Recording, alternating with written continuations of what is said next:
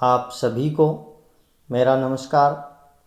पिछले वीडियो में हमने अध्याय 6 लोकतांत्रिक व्यवस्था का संकट भाग 1 के अंतर्गत आपातकाल के 2 कारकों आर्थिक व नक्सलवादी के बारे में जाना। आज हम इस वीडियो के माध्यम से अध्याय 6 भाग 2 के अंतर्गत अन्य कारकों जैसे छात्र आंदोलन, रेलवे हड़ताल, न्यायपालिका से संघर्ष व संसद मार्च के बारे में जानेंगे।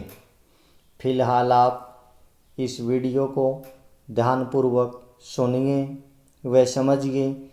कुछ भी लिखने की आवश्यकता नहीं है क्योंकि मैंने पहले ही लिखकर रखा हुआ है। लिखा हुआ कहाँ से प्राप्त होगा वो आगे इसी वीडियो में आपको बताया जाएगा। छात्र आंदोलन। आपातकाल की पृष्ठभूमि या कारकों की यदि बात की जाए तो छात्र आंदोलनों को भी प्रमुख कारकों के रूप में माना जा सकता है। गुजरात और बिहार दोनों ही प्रांतों में उस समय कांग्रेस पार्टी की सरकार थी। छात्र आंदोलनों ने इन दोनों प्रदेशों की राजनीति को प्रभावित करने के साथ साथ राष्ट्रीय राजनीति को भी प्रभावित करने का कार्य किया, जिसके भारतीय राजनीति पर दूरगामी असर देखने को मिले। गुजरात आंदोलन। जनवरी 1974 में गुजरात में छात्रों ने एक आंदोलन प्रारंभ किया, जिसमें बाद में आगे चलकर बड़ी बड़ी राजनीतिक पार्टियां भी शामिल हो गई, जिससे आंदोलन ने एक विकराल रूप धारण कर लिया। आंदोलन के कारण। आंदोलन के कारणों की यदि बात की जाए तो 1962 और 65 के युद्ध के कारण एवं इसी समय मानसून की असफलता एवं व्यापक सूखे के कारण प्रदेश में खाद्यान्न की कमी हो चुकी थी। खाद्यान्न तेल में कमी थी बहुत ज़्यादा। आवश्यक वस्तुओं की कीमतें निरंतर बढ़ती जा रही थी। उच्च पदों पर भ्रष्टाचार जारी था। इन सभी कारणों से ग्रामीण और शहरी दोनों ही क्षेत्रों में बेरोजगारी बढ़ती जा रही थी, जिससे सभी के अंदर सरकार के प्रति एक असंतोष की भावना उत्पन्न हुई और उसी असंतोष ने आंदोलन का रूप ग्रहण किया। राजनीतिक दलों के सहयोग से छात्र आंदोलन के विकराल रूप से भयभीत होकर सरकार द्वारा गुजरात में राष्ट्रपति शासन लागू कर दिया गया। कांग्रेस ओ के प्रमुख नेता व इंदिरा गांधी के मुख्य विरोधी मोरारजी देसाई ने राज्य विधानसभा के दोबारा चुनाव करवाए जाने के लिए अनिश्चितकालीन भूख हड़ताल पर बैठने की बात कही। विपक्षी दलों द्वारा समर्थित छात्र आंदोलन के दबाव में जून 1975 में गुजरात राज्य विधानसभा के चुनाव संपन्न करवाए गए, जिसमें कांग्रेस पार्टी को पराजय का सामना करना पड़ा।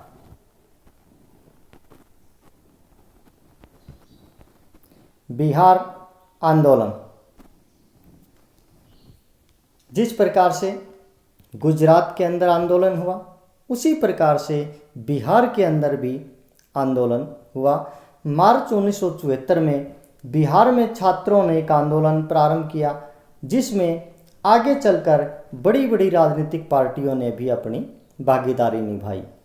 यदि आंदोलन के कारणों की बात करें तो वही कारण कि प्रदेश में खाद्यान्न का अभाव, आवश्यक वस्तुओं की बढ़ती कीमतें, निरंतर बढ़ती बेरोजगारी, उच्च पदों पर जारी भ्रष्टाचार, इन सभी कारणों से छात्रों ने श्री जयप्रकाश नारायण को आंदोलन का नेतृत्व करने का प्रस्ताव भेजा।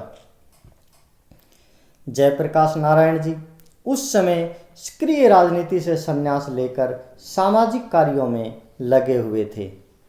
जयप्रकाश नारायण ने नेतृत्व करना स्वीकार किया, परंतु 2 शर्तों के साथ। पहली शर्त कि आंदोलन अहिंसक रहेगा, दूसरा आंदोलन केवल बिहार तक सीमित नहीं रहेगा, अर्थात आंदोलन राष्ट्रीय स्तर पर चलाया जाएगा। इस प्रकार जयप्रकाश नारायण के छात्र आंदोलन का नेतृत्व करना स्वीकारते ही इस आंदोलन ने एक राजनीतिक रूप ग्रहण कर लिया। अब जयप्रकाश नारायण के आह्वान पर प्रत्येक क्षेत्र के लोग आंदोलन से जुड़ने प्रारंभ हो गए। जयप्रकाश ने बिहार की कांग्रेस सरकार को बर्खास्त करने की मांग को लेकर के लगातार धरने, प्रदर्शन, बंद व हड़तालें करना प्रारंभ कर दिया। इसी समय उन्होंने सामाजिक, आर्थिक और राजनीतिक क्षेत्र में क्रांति का एक नारा दिया, जिसे संपूर्ण क्रांति के नाम से जाना जाता है। उनके अनुसार संपूर्ण क्रांति के माध्यम से देश में सच्चे लोकतंत्र की स्थापना की जा सकती है, परंतु फिलहाल बिहार सरकार ने इस्तीफा देने से इनकार कर दिया। रेलवे हड़ताल। मई 1974 में रेलवे कर्मचारियों के संघर्ष से संबंधित राष्ट्रीय समन्वय समिति ने जॉर्ज फर्नांडिस के नेतृत्व में रेलवे कर्मचारियों की राष्ट्रव्यापी हड़ताल का आह्वान किया, जिसमें रेलवे कर्मचारियों ने बोनस व सेवा शर्तों के संबंध में सरकार पर दबाव बनाना प्रमुख था।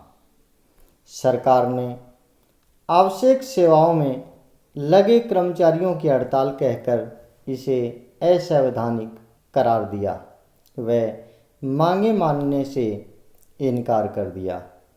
सरकार ने उनके नेताओं को गिरफ्तार कर लिया व रेलवे लाइनों की सुरक्षा हेतु सेना तैनात कर दी गई। इससे रेलवे कर्मचारियों, मजदूरों, आम आदमी व व्यापारियों में गहरा रोष उत्पन्न हुआ, परंतु ऐसे में 20 दिन के लंबे संघर्ष के बाद यह हड़ताल बिना किसी समझौते के वापस ले ली गई। न्यायपालिका से संघर्ष। भारतीय संविधान में सरकार के तीनों अंगों विधानपालिका, कार्यपालिका व न्यायपालिका में शक्ति संतुलन की व्यवस्था की गई है, परंतु इस समय के दौरान न्यायपालिका व कार्यपालिका के मध्य 3 मामले ऐसे आए जो दोनों के मध्य तनाव के कारण बने, जिनमें पहला, क्या संसद संविधान में संशोधन करके मौलिक अधिकारों में कटौती कर सकती है। दूसरा, क्या संसद संविधान में संशोधन करके संपत्ति के अधिकार में काट-छांट कर सकती है। तीसरा, क्या नीति निर्देशक सिद्धांतों को मौलिक अधिकारों पर वरीयता दी जा सकती है। इन तीनों मामलों को लेकर न्यायपालिका व कार्यपालिका में तनाव उत्पन्न हुआ, क्योंकि कार्यपालिका इन तीनों को ठीक मानती थी, अर्थात शक्ति संतुलन के अनुसार संसद ये तीनों कार्य कर सकती है, परंतु न्यायपालिका ने इन तीनों को असंवैधानिक मानते हुए इन पर रोक लगा दी। संसद ने संविधान में संशोधन किया कि नीति निर्देशक सिद्धांतों को प्रभावशाली बनाने हेतु मौलिक अधिकारों में कमी की जा सकती है, परंतु सर्वोच्च न्यायालय ने इसे न्यायिक पुनर्निरीक्षण की शक्ति के तहत निरस्त कर दिया। इस विवाद की परिणति केशवानंद भारती मुकदमे 1973 के रूप में सामने आई। संविधान के ढांचे की बात जिसके अंतर्गत कही गई। इस मुकदमे के अनुसार संसद संविधान में संशोधन तो कर सकती है, परंतु संविधान के मूलभूत ढांचे को परिवर्तित नहीं कर सकती है। इस प्रकार केशवानंद भारती मामले में भारतीय संविधान के अंतर्गत मूलभूत ढांचे के सिद्धांत का प्रतिपादन हुआ। सर्वोच्च न्यायालय में मुख्य न्यायाधीश के पद पर भारत में परंपरागत रूप से सबसे वरिष्ठ न्यायाधीश को बैठाया जाता रहा है, परंतु इस समय के दौरान इंदिरा गांधी सरकार ने 3 वरिष्ठ न्यायाधीशों J.M. Chalet, K.S. हेगड़े व A.N. ग्रोवर की अनदेखी करते हुए A.N. रे को मुख्य न्यायाधीश के पद पर बैठाया,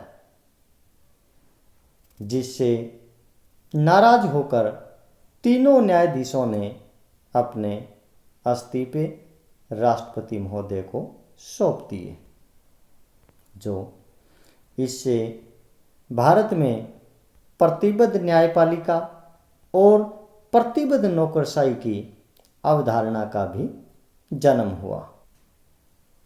संसद मार्च। जयप्रकाश नारायण आंदोलन को राष्ट्रीय स्तर पर फैलाना चाहते थे, इसलिए उन्होंने 1975 में इंदिरा गांधी के इस्तीफे को लेकर जनता के संसद मार्च का नेतृत्व करना स्वीकार किया। देश की राजधानी दिल्ली में अब तक इतनी बड़ी रैली अभी तक नहीं हुई थी। बहुत ज़्यादा संख्या में लोग सरकार के खिलाफ एकत्रित हुए। इस रैली में जयप्रकाश नारायण ने राष्ट्रव्यापी सत्याग्रह करने व सेना, पुलिस एवं सरकारी कर्मचारियों द्वारा सरकार के अनैतिक व असंवैधानिक आदेश न मानने की बात कही। जयप्रकाश नारायण को अब भारतीय जनसंघ, कांग्रेस और भारतीय लोकदल, सोशलिस्ट पार्टी जैसे गैर कांग्रेसी दलों का भी समर्थन मिला। इन सभी दलों ने जयप्रकाश नारायण का समर्थन इंदिरा गांधी के विकल्प के रूप में किया। इन आंदोलनों के दौरान जयप्रकाश नारायण पर कांग्रेस द्वारा आरोप लगाया गया कि यह आंदोलन कांग्रेस विरोधी है व इंदिरा गांधी के विरुद्ध व्यक्तिगत रूप से विरोध से प्रेरित है। नोट्स प्राप्त करने के लिए सबसे पहले आप चैनल को ओपन कीजिए। चैनल ओपन होने के बाद चैनल के अबाउट सेक्शन में सबसे नीचे आपको ब्लॉग का निशान दिखाई देगा। आप जैसे उसे क्लिक करेंगे, क्लिक करते ही एक नया पेज आपके सामने इस तरह से ओपन होगा, जिसमें तिथि वाइज व नाम वाइज ब्लॉग आपको दिखाई देंगे। ब्लॉग के सामने वाले निशान को जैसे ही आप दबाएंगे तो पूरा ब्लॉग आपके सामने इस तरह से ओपन हो जाएगा। उसके बीच में आपको उसी वीडियो का लिंक दिखाई देगा, जिस पर क्लिक करके आप उस वीडियो को भी देख सकते हैं। सबसे नीचे आपको लाइक, शेयर व कमेंट सेक्शन दिखाई देगा। यदि आपका कोई प्रश्न या शंका हो तो उसे ज़रूर लिखिए, मैं उसका उत्तर देने का प्रयास करूँगा। अगर आपको अच्छा लगे तो अपने दोस्तों के साथ शेयर अवश्य करें। धन्यवाद।